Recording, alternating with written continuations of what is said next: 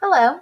In this short video, we're going to be looking at examples of rectangles.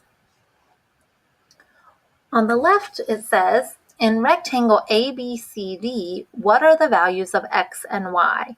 Because we're told that this is a rectangle, we already know a lot about the shape. We know that all four angles are right angles. We also know that a rectangle is part of the parallelogram family, so the opposite sides are congruent and parallel.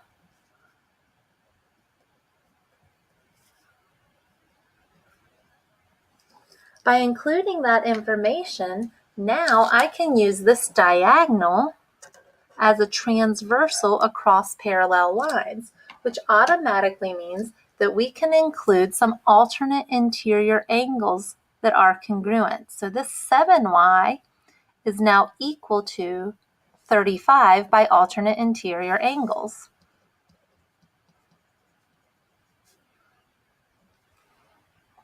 Solving for y, divide by 7 on both sides, and I'll get 5 for y.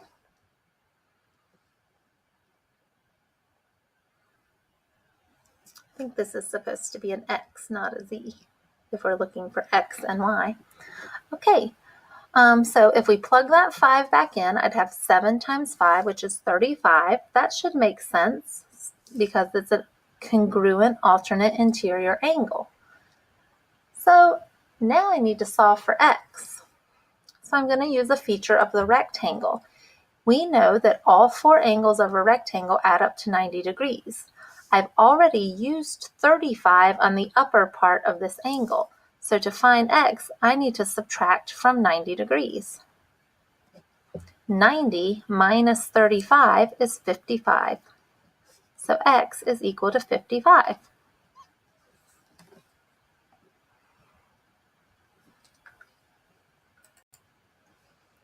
Using what we know about rectangles and parallelograms, this was a pretty easy problem to set up and solve.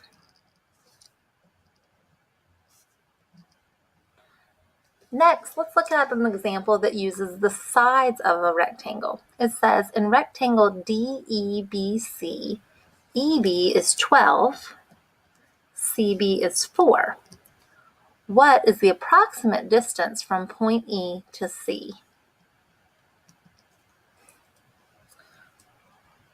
Well, if we know that a rectangle is made of 4 right angles, then what we have here is a right triangle due to the diagonal.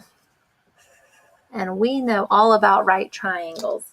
Here, we're given the short side and the medium side of the right triangle, and we're asked to find the longest side, also known as the hypotenuse.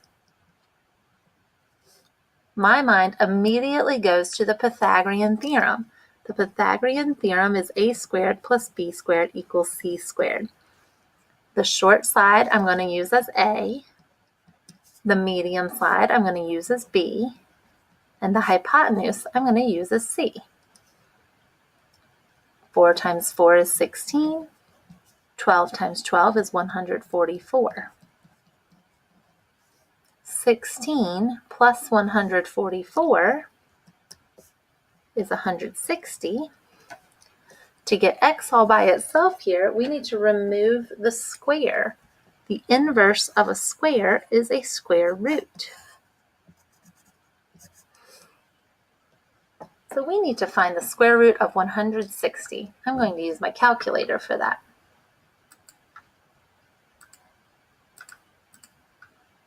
The square root of 160 is 12.649.